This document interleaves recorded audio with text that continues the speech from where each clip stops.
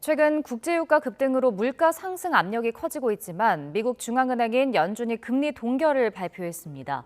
파월 의장은 적절하다면 금리를 더 인상하겠다며 올해 안에 추가 금리 인상 가능성을 시사했습니다.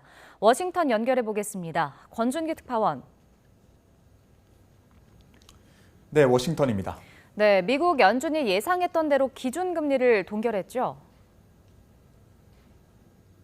그렇습니다. 연준은 이틀간의 회의를 마친 뒤 금리 동결을 발표했습니다. 금리 상단을 5.5%로 그대로 유지하겠다고 밝혔습니다. 지난해부터 이어오던 연준의 금리 인상 행진이 지난 6월에 이어서 두 번째 멈춤을 기록한 겁니다. 연준은 성명에서 경제가 여전히 견조하고 또 실업률도 낮은 수준을 유지하고 있다고 평가했습니다. 최근 유가가 급등하고 소비자 물가 지수가 예상치를 웃돌면서 물가 상승 압력이 커지고 있지만 아직은 이 상황을 지켜볼 여력이 있다고 판단했습니다. 연준의 금리 동결로 우리나라와 금리 격차도 2%포인트를 유지했습니다. 네, 이번 연준 회의에서 관심이 더 모인 건 앞으로의 금리 정책인데요. 어떤 전망이 나왔습니까? 네, 제롬 파월 연준 의장은 적절하다면 올해 안에 추가로 금리 인상을 단행하겠다는 의지를 드러냈습니다.